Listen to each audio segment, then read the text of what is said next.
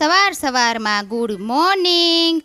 આજે સવારમાં જેલીબેન અને પ્રિયલબેન જો ગોરમાં પૂંજવા ગયા હતા ને તો ત્યાં બધાએ ગોપીઓ પ્લાન બનાવેલો હતો કે ગોરમાની પાસે જ બેસીને ભોજન કરવાનું અને વનભોજન કરવાનું।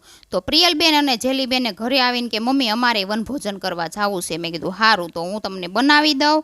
તો બંને બહેનોને પૌવા બટેકા ખાવા હતા તો મેં આવીને તરત પૌવા બટેકા બનાવી નાખ્યા। પ્રિયલબેને આવીને કીધું એટલે તો બટેકા સુધારતી હતી ને એટલે મારા માસીજી અને એની છોકરી બેસવા આવ્યા તો અમે થોડીક વાર બેઠા અને વાતું કરી અને ઈયાંશભાઈ પણ રમતા હતા। જો એ છે ને ઓલું પુઠ્ઠું હતું ને એ લઈને વાંચતો હતો। એ કે મમ્મી હું વાંચું છું ને પાછો કે લાઈક અને વિડીયો ચાલુ કરીને એટલે એ લાઈક તો બોલે જ તે। ત્યારબાદ જો મેં બટેકા વઘારી નાખ્યા કેમ કે પૌવા બટેકા બનાવવાના હતા એટલે અને પૌવા પલાળી દીધેલા હતા અને એક બાજુ બટેકા ચડતા હતા ને ત્યાં મેં બધું ત્યાં લઈ જવાનું તૈયાર કરી નાખ્યું કેમ કે ત્યાં પાથરવાનું ડીશ ને એવું બધું લઈ જવાનું હતું અને ત્યાં મસ્ત વડલા નીચે બેસી અને બધાને જમવાનું હતું।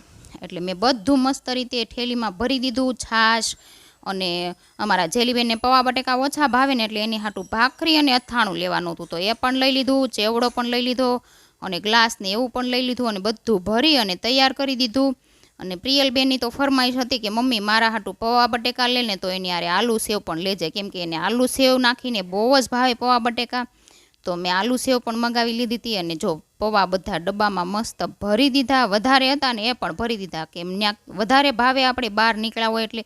અને પછી હું થઈ ગઈ તૈયાર અને તૈયાર થઈ ગઈ ને પછી અમારે નીકળવાનું હતું તો ઈયાંશભાઈને અને પ્રિયલબેનને તો એટલી ઉતાવળ હતી ને તો પછી જો ઈયાંશભાઈને સાયકલમાં બેહાડી દીધી અને આ બધી બેનપણીઓ પ્રિયલબેનની હતી તો એ પણ વનભોજન કરવા આવતી હતી। મારે તો નહોતું જવું પણ મારા પ્રિયલબેન ને જેલીબેનના લીધે મારે પણ જવું પડ્યું।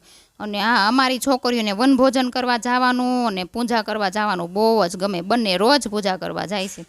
ત્યારબાદ જો અમે અહીંયા ગોરમા પાસે આવી ગયા અને મેં દર્શન કરી લીધા ગોરમાના અને બધી ગોપીઓ મસ્ત મસ્ત બધાના ઘરેથી જમવાનું લઈ આવી હતી તો બધા જો બધાની રીતે પાથરીને બેસી ગયા હતા અને ગોરમાની પાસે બેસીને બધાએ ભોજન કર્યું।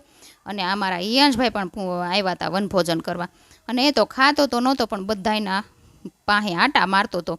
અને આ બધી છોકરીઓ જો કેવી મસ્ત મજાની વનભોજન કરે છે ને એ છોકરીઓને તો એવી મજા આવી ગઈ ને વનભોજન કરવાની।